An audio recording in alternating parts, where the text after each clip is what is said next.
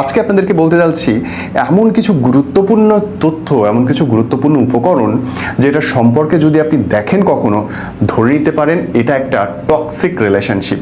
এবং এই ফ্ল্যাগগুলো, রেড ফ্ল্যাগগুলো আপনাকে আগাম জানান দিচ্ছে এই সম্পর্ক আপনার টিকবে না, টেকার সম্ভাবনা খুবই কম। প্রথমটা বলি, নেশা। যদি আপনার পার্টনার নেশাগ্রস্ত হয় তাহলে আপনি যত সুন্দরী কিংবা আপনি যত সুদর্শন পুরুষই হন না কেন, আপনার সঙ্গে তার সম্পর্ক বেশি দিন টিকবে না। কারণ নেশা মানুষের লোভ করে দেয় বুদ্ধি, বিচার, বিবেচনা, ক্ষমতা। এবং সে কারণে সে জানবেই না নেশার কবলে পড়ে কত বড় সম্পদ সে হারাতে চলেছে। সুতরাং 1 নাম্বার রেড ফ্ল্যাগ হচ্ছে ড্রাগ। যদি দেখেন আপনার পার্টনার ড্রাগ অ্যাডিক্টেড, আপনি নিশ্চিত থাকেন আজ হোক কাল হোক সে যাবেই। শুধু আপনি যতক্ষণ আছেন নিজের ক্ষতি করছেন তার সঙ্গে। দ্বিতীয়, ভায়োলেন্ট ডিসপ্লে। মানে যদি আপনার পার্টনারটা আপনার প্রতি খুব অ্যাগ্রেসিভ আচরণ করে, গায়ে হাত তোলে, নানান কিছু দিয়ে পিটায় বা ভয়ানক হয়ে যায়, আপনি নিশ্চিত থাকেন এই সম্পর্ক টিকবে না।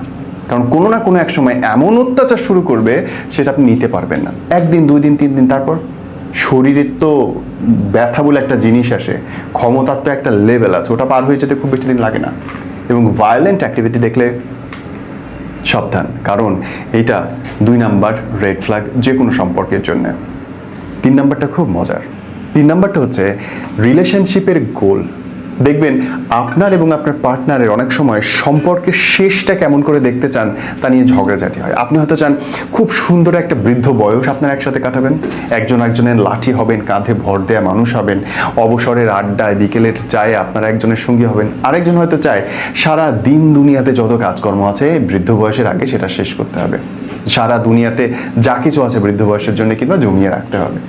আপনাদের দুজনের গোল 2 রকম। আপনি হয়তো চান ঘুরতে, সে হয়তো চাইবে পার্টনার নিয়ে ঘুমোতে। আপনি হয়তো চাইবেন ভীষণ রকম এনজয় করে কাটাতে, সে হয়তো চাইবে ওই সময়টা অন্য কোনোখানে ইনভেস্ট করতে।